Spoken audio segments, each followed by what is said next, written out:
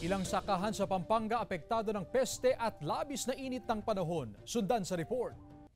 Una ko rin medyo maluwalhati. Tuyo at bitak-bitak. Ganito ang sitwasyon ng ilang palayan sa San Luis, Pampanga. Ang magsasakang si Asyong, ngayon lang daw naranasan ang ganito katinding pinsala sa kanyang sakahan dulot ng dry spell. Sa loob ng 2 buwan, 2 beses lang siya nakakapagpatubig. Kaya raw tiyak na ang kanyang pagkalugi dahil sa mga tanim na palay na hindi nagbuga.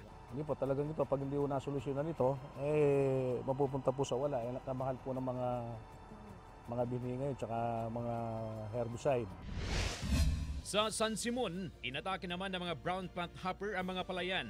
Natuyo ang mga tanim at nasira ang bunga. Hindi pa alam ang lawak ng pinsala ng peste. Pero lalo raw dumami ang peste kasabay ng pag-init ng panahon. Ayon sa Office of the Provincial Agriculturist, aabot na sa 58 million pesos ang pinsala ng dry spell sa Pampanga, kung saan 814 na magsasaka ang apektado. Kaya naglaan daw ng 51 million pesos na pondo ang Provincial Disaster Risk Reduction and Management Council bilang ayuda. We can provide fuel subsidy, and then yung iba kasi namang mga associations, ang patubigan nila is by electricity, so we can subsidize also yung electric bills. No? Sa buong bansa, ayon sa National Disaster Risk Reduction and Management Council, aabot na sa 1.2 billion pesos ang danyo sa agrikultura dulot ng El Nino. CJ Torida, One North Central Luzon.